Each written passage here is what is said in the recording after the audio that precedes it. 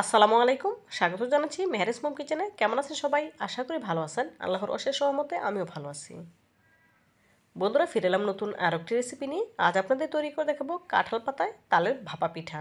আশা করি রেসিপিটা আপনাদের খুবই ভালো লাগবে। তো বন্ধুরা, ভিডিওটি না টেনে সম্পূর্ণ জুড়ে সাথে থাকার অনুরোধ রইল। চলুন মূল প্রিপারেশনে যাওয়া যাক। তালের ভাপা কেক তৈরি করার জন্য এখানে একটি মিক্সিং বোলে নিয়ে নিচ্ছি মেজারমেন্ট কাপের 1.5 কাপ তালের পিউরি,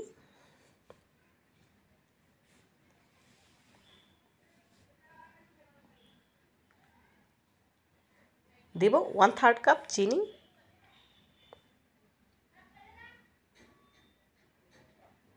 1/3 কাপ কোরানো নারকেল,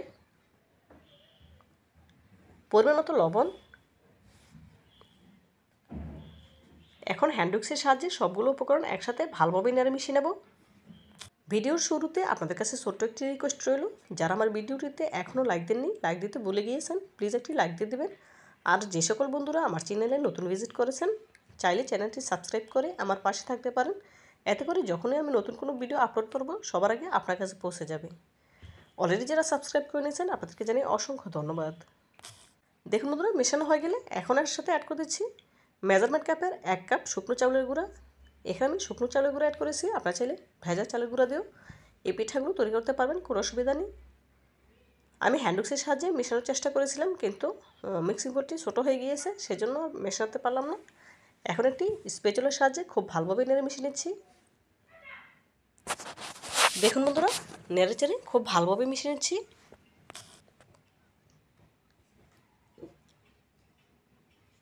মিশিয়ে হয়ে গেলে এখন রেস্টে রেখে দেবো 3 ঘন্টার জন্য।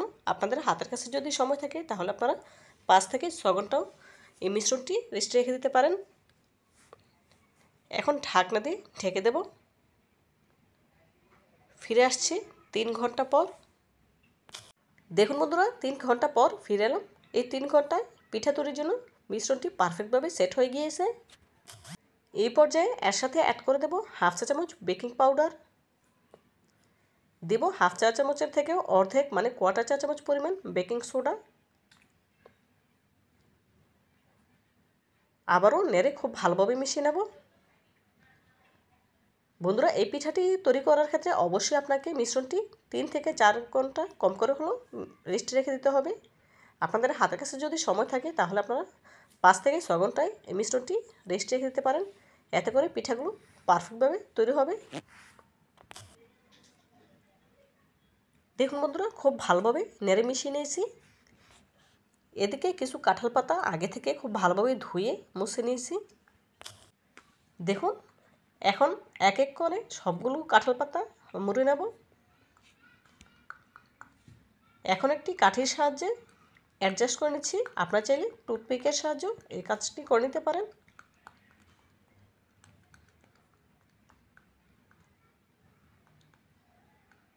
দেখে নিশ্চয় বুঝতে পারছেন আমি কিভাবে করেছি। আপনাদের বোঝার সুবিধার্থে আরও একটি পাতা আমি মুড়ে দেখাচ্ছি। দেখুন, আলাদা করে বোঝানোর কিছু নেই, জাস্ট দেখে বুঝে নিতে হবে আমি কাজটি কিভাবে করেছি।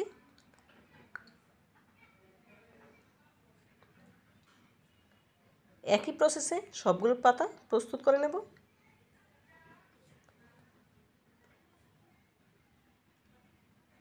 দেখুন বন্ধুরা, একই প্রসেসে সবগুলো পাতা প্রস্তুত করে নিয়েছি। আগে থেকে যে পিঠার জন্য মিশ্রণটি রেডি করে রেখেছিলাম, সেই মিশ্রণ থেকে অল্প অল্প করে দিয়ে দেব। পুরোপুরি ভরা যাবে না, এতে করে যখন পিঠাগুলো ভাপে দেব তখন ফুলে ডাবল হয়ে যাবে। সেজন্য অর্ধেক পরিমাণ দিতে হবে, বাকি অর্ধেক ফাঁকা রাখতে হবে। ওপর থেকে কিছুটা কুচি করা নারকেল দিয়ে দিচ্ছি ডেকোরেশনের জন্য।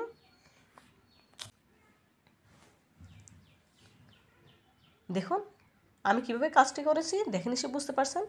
আপনাদের বোঝার সুবিধার্থে আরও একটি পাতায় মিশ্রণটি নিয়ে দেখাচ্ছি। অর্ধেক পরিমাণে দেব, বাকি অর্ধেক জায়গা ফাঁকা রাখবো।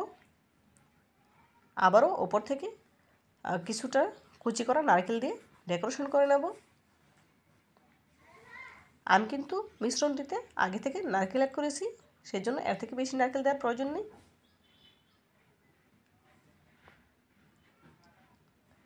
একই প্রসেসে সবগুলো রেডি করে নেব। এদিকে চুলে একটি পাতিলে পর্যাপ্ত পরিমাণে পানি ফুটিয়ে নিয়েছি, তার উপরে একটি ঝাঁঝরি দিয়ে দিলাম, তার উপরে দিয়ে দিয়েছি কিছু তালের ছোবা। আপনারা যারা গ্রামে থাকেন তারা এক্ষেত্রে খড় ব্যবহার করতে পারেন। আমার হাতের কাছে খড় ছিল না, সেজন্য আমি তালের ছোবাটাকেই ব্যবহার করেছি। এখন এক এক করে পিঠাগুলো দিয়ে দিচ্ছি। তালের ছোবা দেওয়ার কারণে পিঠাগুলো এদিক সেদিক হেলে পড়বে না, যেভাবে রাখবো ঠিক সেভাবেই থাকবে। বন্ধুরা, তালের এই ভরা মৌসুমে আপনারা একবার হলেও এভাবে তালের পিঠা তৈরি করে খেয়ে দেখবেন, খুবই ভালো লাগবে ইনশাআল্লাহ। পিঠাগুলো না খেলে বুঝতে পারবেন না কতটা সুস্বাদু হয়।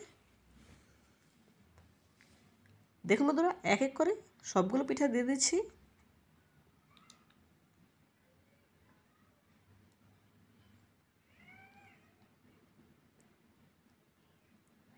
সবগুলো পিঠা দেয়া হয়ে গেলে এখন ঢাকনা দিয়ে ঢেকে জাল করে নেব 25 থেকে 30 মিনিটের মতো।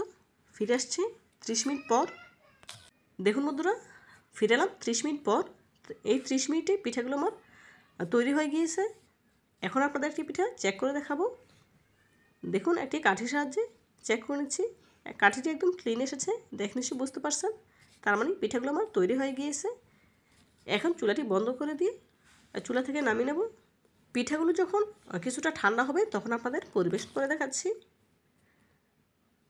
দেখুন বন্ধুরা, এই পর্যায়ে পিঠাগুলো কিছুটা ঠান্ডা হয়ে এসেছে, পুরোপুরি ঠান্ডা হয়নি। দেখুন মাশাআল্লাহ, পিঠাগুলো দেখতে কতটা সুন্দর এবং লোভনীয় লাগছে। তো বন্ধুরা, আমার এই রেসিপিটি যদি আপনাদের একটু হলেও ভালো লেগে থাকে, প্লিজ লাইক, কমেন্ট এবং শেয়ার করবেন। আর আমার চ্যানেলটি সাবস্ক্রাইব করে আমার পাশে থাকতে একদম ভুলবেন না। আজকের মতো বিদায় নিচ্ছি, দেখা হবে নতুন কোনো রেসিপিতে।